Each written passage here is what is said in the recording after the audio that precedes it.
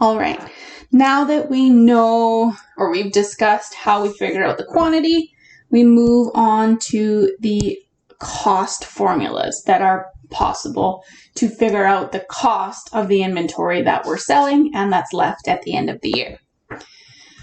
There's 3 different methods we could use.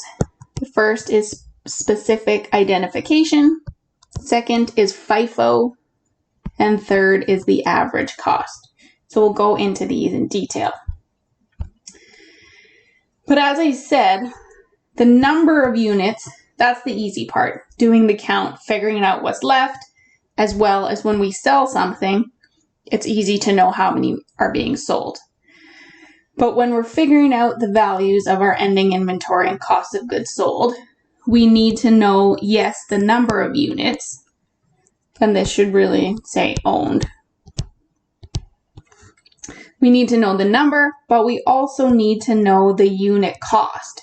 So how much did each of these items cost? And then we can figure out the total amount. So now we're going to look at where does this unit cost come from? And these are the 3 methods that we can use, as I noted, so we'll go through each of them. And I guess just to note that a company can choose any of these 3. So any company that has inventory, they can decide which of the 3 methods they want to use. The first one we'll see, not everybody could use it, but between second and third, it's really deciding, or a company should decide, what is the best representation of what's happening, and then decide from there which of those they will use. The specific unit or specific identification method, this one tracks the physical flow of goods. So it's actually tracking each item that's purchased and each item that's sold. So each specific unit of inventory is tagged, or it's known what the specific cost for that particular unit is. This is usually used only for larger cost items, and it can only be used when goods are easily distinguishable. So they're unique, there's some way to identify that specific item, and where the actual cost of each of those specific items can be determined. So we need to be able to tell what unit is being sold, what unit is left, and how much each of those cost. So any ideas where this would be used? So some examples. A used car dealership, because they know exactly which unit they have. They can track the specific one and know what they paid for it. Custom jewelry is another example. And then artwork could be another one. So some famous artist has a painting and they sell it to a gallery, and then the gallery selling it to an individual. The gallery would know exactly what piece of art they bought and how much they paid for it. Okay, so here's an example of specific identification. A car dealership uses the perpetual inventory system and specific identification inventory costing. It has the following used cars in inventory that were taken or bought as trade-ins. So there's a blue Ford F-150. It's got the VIN number, cost $30,000. That's what the value they took as a trade-in, so that's what it cost them. A white Subaru Forester, again the VIN number, this one cost $18,850. And then another Forester, another VIN number, but this one only cost $16,899. So the dealer, they sell the vehicle with this VIN number, 568,756. So what is the amount that they would move from inventory to cost of goods sold when this is sold? Well, we know the specific VIN number and we know the specific cost. So that is the actual amount that we're going to move. So the company would move the actual amount, so they would debit cost of goods sold, credit inventory, and they would use that $16,899. So even though they had 2 white Subaru Foresters, when they sell one of those, they would know the VIN. So they would look at that. It had different kilometers. It's going to look a bit different. They would know the specific one they're selling. They know the cost that they paid for that. So that's the exact cost that they're going to move. So as it says on the previous slide, you can only do this when you have these unique and identifiable items. But in reality, most companies sell identical items that you can't track. You can't tell where or the difference between each of those identical items. So for those ones, they need to choose either FIFO or the average cost method. So if they choose FIFO, which is the first in equals the first out. It's often called FIFO, but this is what it stands for. And it makes sense when you look at it. So under this method, we're assuming that the oldest goods, or the first ones in, are also the first ones that are sold. So the first out. And then once those are used up, the next oldest ones would be the next ones that go out. So when we go to record our entry, we're always selling or recording the oldest inventory first. So cost of goods sold, the cost of the first items purchased is what we see first in cost of goods sold. And then in ending inventory, it's made up of the cost of the newest goods. So the first ones in are the first ones to go into cost of goods sold, and that means that the ones still left in inventory will be the newest ones purchased. So any idea or any thoughts on who would use this type of system or who it would be well suited for? Who or when is this used? It would be a good representation for companies who sell perishable goods.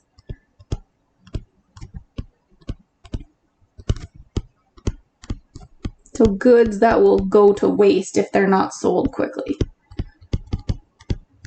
So for example, food. Anyone who's selling food, you need to sell the first ones that are made or the first items that you have. You need to sell those first because if you don't, it will go rotten and go bad. Flowers would be another example. So if you don't sell the flowers that you get in, they're going to die. So you would sell the ones you get first, and then you would sell ones that came later after that. Okay, so let's look at an example under FIFO. Well, and before we do that, this is who should use it, really, because it's a good representation of what's actually happening. But anyone can actually choose to use FIFO. So a company who doesn't sell perishable goods might use this method, or someone who sells food still could choose to use a different method. But this is just who it makes sense for. So the example we've got here, we're using FIFO. On January 1st, we purchased 100 sleeping bags for $30 each. And then on January 5th, we purchased 50 of the exact same sleeping bags for $25 each. So this shows us what happens in real life. You buy several of the same identical items throughout the year, but you typically won't pay the same price every time. You may, but it's not guaranteed. So think of this, just think of yourself personally. Do you use, for example, the same type of shampoo and conditioner all the time? So every time you run out, you would buy the same type. Well, do you pay the exact same amount for that shampoo and conditioner every time? Probably not. So if you go to Walmart, that's where you shop for this type of thing, and it's on sale. Well, now you're paying less this time than you probably paid the time before. Or where you shop would impact this. So maybe you normally buy this at Costco or Walmart, where you can maybe get a bit better of a price. But one day you just happen to be at Shoppers Drug Mart, you remember you need shampoo, so you buy it there, probably costs you a little more. So you're getting the exact same item, but each time you're buying it, you pay a different price. And this happens in real world. So companies, retail stores like Walmart or Costco, when they're buying the goods that they eventually sell to you, they probably get different prices each time from the wholesaler.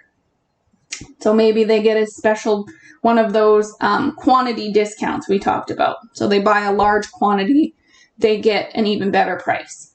Or if they find a new supplier, they could pay a different price. So this really does happen in the real world, and that's why we have to track FIFO and average cost. Okay, that was a lot of information. Now let's specifically go through this question. So on January 7th, after we've made these purchases, we now sell 90 sleeping bags. So we're using first in, first out. So we have to ask ourselves, which were the first ones in? How much did they cost? And those are going to be the ones we record as our first sale out. So the first ones that we bought in were these 100 sleeping bags for $30 on January 1st. We're only selling 90, so we have enough of those for this fall sale. So we will take 90 sleeping bags and we look at the first cost in, which is at $30. So we're selling 90 that cost $30. The total cost is $2,700. So we would do an entry to debit cost of goods sold, credit inventory for the $2,700. Now on January 10th, we have another sale and we're selling 20 sleeping bags on this day. So again, we think back and see, well, what do we have left? And what came first, that's what goes out first. So we still have 10 of these sleeping bags at $30. So we're going to sell those 10 first because they were the first in. So we have 10 at $20, at $30, and that gets us to a cost of $300. And then we're done with these ones. We have none of these 100 left. So the next 10 that we sell come out of our second purchase. So we need to sell 10 of those for this lower cost of $25. So that's $250. So now we've sold 20 and the overall cost is $550. So on this day, we would debit our inventory or debit cost of goods sold for $550, credit inventory for that amount. So in this case, our total COGS that we would have is the $2,700 plus $550, and that gets us to $3,250. So that's what our total cost of goods sold was. And if we wanted to figure out what our ending inventory was, well, we know we've sold 10 of these 50, so we could subtract 10, means we're left with 40.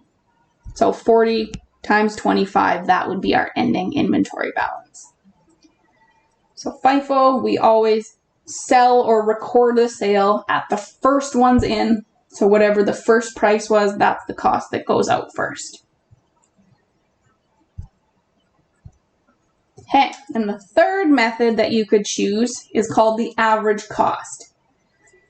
This is used when the physical flow of inventory can't be specifically measured or tracked. So it either doesn't matter or we don't know the order that you're selling versus the order that things are purchased. So maybe we're selling the oldest ones first, maybe we're selling the newest, we don't really know, or it doesn't really matter. So who or when would this be used? So when would it be used? I mean, typically, or the most representative would be when you're selling non-perishable goods. Non-perishable and identical goods. But again, anybody could choose to use this method. That's where it makes the most sense. So if you've got pens that you're selling in bulk, when you're getting low, you put in an order. When it arrives, you just open the box. Maybe you toss it in the same bin. So these all get mixed up together. when you put them on the shelf and when they're sold, you can't tell which one you bought because they're exactly the same. You could be selling old ones, you could be selling new ones, but we don't know, so we just figure out this average cost. So under this method, this new weighted average unit cost is calculated after every single purchase. So anytime you purchase these items, you recalculate a new cost. And then that updated cost is what you use to record the cost of goods sold each time there's a sale. And then the updated cost at the end of the period, that's also what you would use to figure out the ending value or the ending cost of your inventory. Okay, so we'll look at this example that is the exact same numbers we did under FIFO, but now we're looking at it under average cost. So on January 7th, we sell 90 sleeping bags. Well, before we can record or figure out what the cost of goods sold that we want to book is, we have to calculate what our average cost is because there's two purchases and we calculate this average cost after each purchase. So we say the first purchase was 100 at $30. So the total cost there was $3,000. Then we purchased 50 items, and these each cost $25. So the total cost of those was $12.50. So we had 150 items, or sleeping bags, and the total cost of those was $4,250. So before we make any sale, we've got these 150 units. We've paid a total of $4,250. So to get the average cost, we take this total value, so the $4,250, and we divide that by the 150 units that we have. And we get our per unit average price, which, if we do the math, is $28.33 per unit. So on average, that's what we've paid. Now that we know that amount, we can figure out that we've sold 90 sleeping bags. So we multiply that by 90, and we end up with $2,549.70 is what our cost of goods sold equals for that 90 sleeping bags. So this average cost of $28.33, we use that until we make a new purchase. So when we get to January 10th and we sell 20 more sleeping bags, we haven't had any new purchases up until that point. Our purchases were just on the 1st and the 5th. So since there's been no purchases, we get to use that same average cost. So selling something does not change the average cost, only when we purchase something. So we take the $28.33 times it by our 20 sleeping bags, and we get $566.60. So that's the cost of goods sold there. If we figure out our total cost of goods sold again, it's equal to the $2,549.70. We add $566.60, and that gets us to a total of $3,116.30.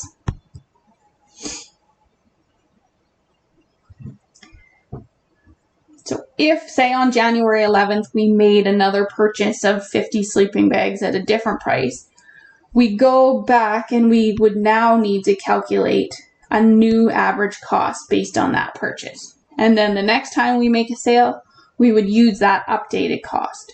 So we are doing this step that we did here every single time there's a purchase made. So we can see that the total cost of goods sold exact same information with the number of sleeping bags purchased and the prices and the amount sold. The total cost of goods sold we get under average is different than what we got under FIFO. So when we choose a different costing method, it results in a different cost of goods sold and a different ending inventory value.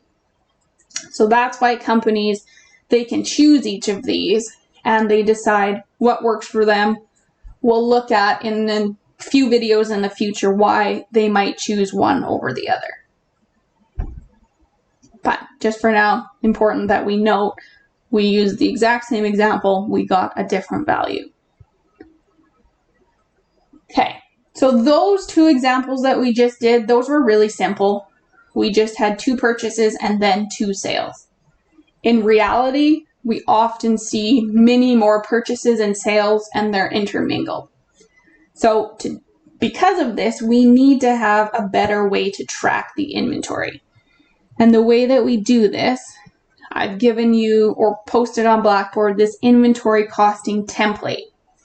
So I want you to print out one of those templates and we'll use it to go through some more examples in the next video. And this template is the way that you will actually want to track your inventory each time you do a question, because it makes sure you're following the right process and just helps keep things organized.